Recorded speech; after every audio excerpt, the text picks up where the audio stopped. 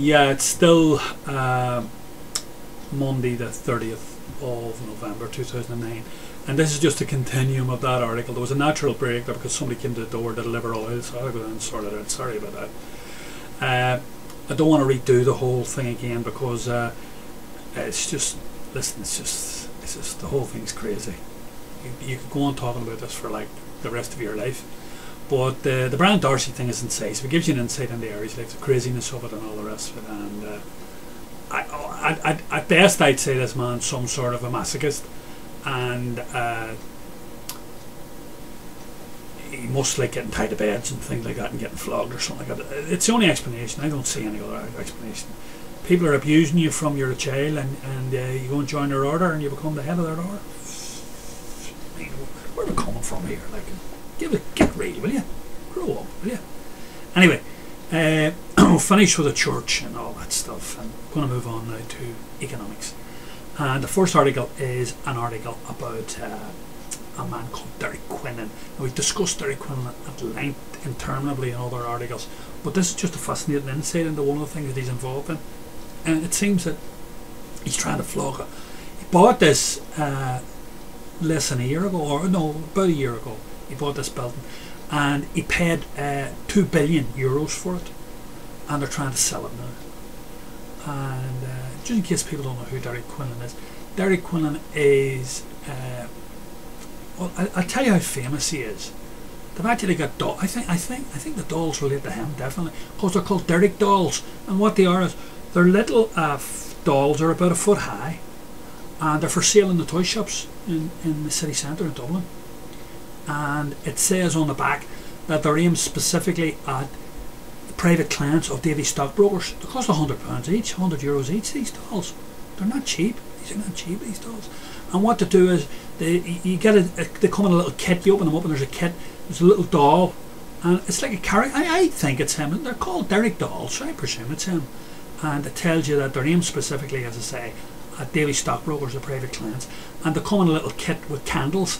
And what you do is you put the doll up seemingly, and you light the candles all around it, and they give you books with incantations in them, and then they give you sets of needles, and you stick them in the doll's eyes and in the doll's ears and in various other parts of their anatomy. So I presume it's him. He'd be one of the most famous acolytes out of the whole Davy stockbroker stable. He must have taken their private clients for, I'd say, hundreds of millions, if not more. Well, I presume he put up half the money, or nearly half the money, for this. He paid $2 billion. That's 2,000 million. And the stock, both the stock market and the property market had collapsed, and they went into the property market and bought into it. It cost them $2 billion for the headquarters of the Banco Santander in Madrid, and they're looking to flog it now. Of course, they're looking to flog it because the banks that loaned them the money want payment. Look at interest on this. I don't know what the interest is. 2,000. That's at 1% it would be 20 million a year. Well, 2% it would be, I don't know what they would have borrowed the money at, but it wouldn't have been cheap. Wouldn't have been cheap money. It would have been 3 or 4%. They'd have to service that indebtedness. They want about 100 million every year. So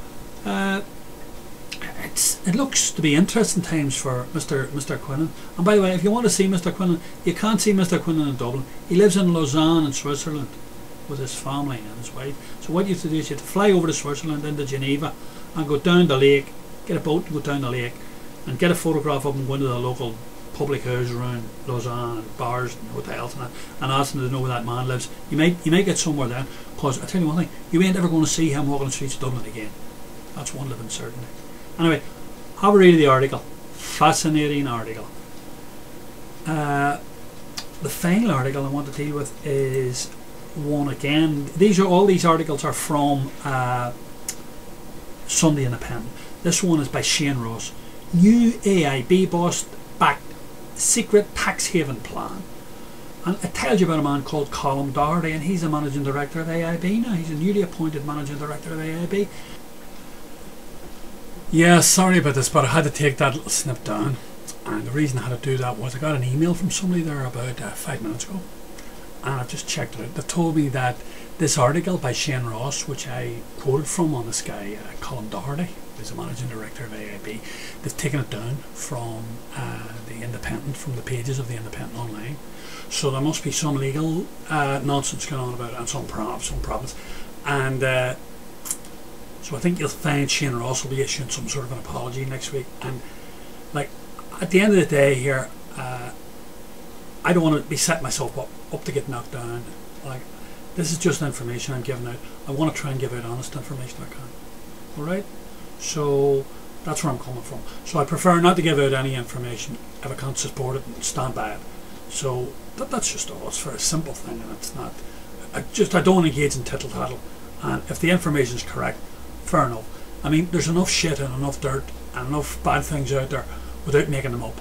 So I don't know who you are, Colin Doherty. I don't know whether or not it's right about what Shane Ross wrote about you or not.